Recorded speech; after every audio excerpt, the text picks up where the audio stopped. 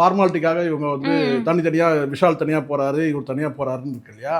அதனால தான் நான் என்ன சொல்கிறேன் கேட்டேன்னா, ஒரு நடிகர் சங்கத்தின் சார்பாக ஒரு மலர் வளையம், நடிகர் சங்கம் சார்பாக மலர் வளையம்.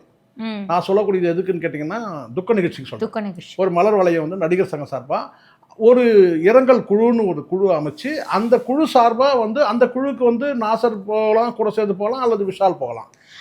விஷால் போக முடியாத இடத்துல நாசர் போகலாம். ஏன்னா 2 பேரும் தான் தலைவர் பொதுச் செயலாளர். இல்லை பொருளாளர் கூட போகலாம், கார்த்தி கூட போகலாம். அப்போ நடிகர் சங்கம் சார்பாக வந்து ஒரு துக்கம் அனுசரிக்கப்பட்டதுன்னு ஒரு செய்தி வந்து இல்லை.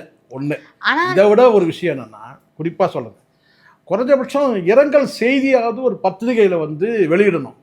இந்த நடிகர் வந்து இன்னார் வந்து காலமாயிட்டாரு, அவருடைய மரணத்துக்கு வந்து நாங்கள் வந்து துக்கம் அனுஷ்டிக்கிறோம்னு சொல்லிட்டு ஒரு செய்தியாக வந்து கூட வந்து அதுக்கு என்ன பெருசாகிட போகுது.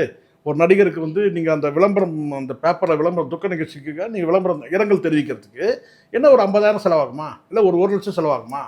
பண்ணலாமே. அது ஒரு பெரும், அது ஒரு அடையாளம் தானே. அது ஒரு வந்து ஒரு கெசட் மாதிரி பதிவாகுது. ஒரு நடிகர் வந்து இறந்துட்டாருன்னா அவருக்கு வந்து நீங்கள் 7 காலத்தில் வெளியிட வேண்டாம், சின்ன ஒரு பெட்டி செய்தியாக வந்து நடிகர் சங்கம் வந்து இரங்கல் தெரிவிக்குதுன்னு சொல்லி கூட செய்யலாம். அப்போ இந்த மாதிரியான கேள்விகள் வராது. ஆனால் நேரடியாக வந்து இரங்கல் தெரிவிக்கிறதுன்றது கட்டாயம் அவசியம் பண்ணி ஆகணும். கடந்த காலத்தில் சரத்குமார் காலத்தில் வந்து இது மாதிரியான விஷயங்கள் வந்து செய்யப்பட்டது.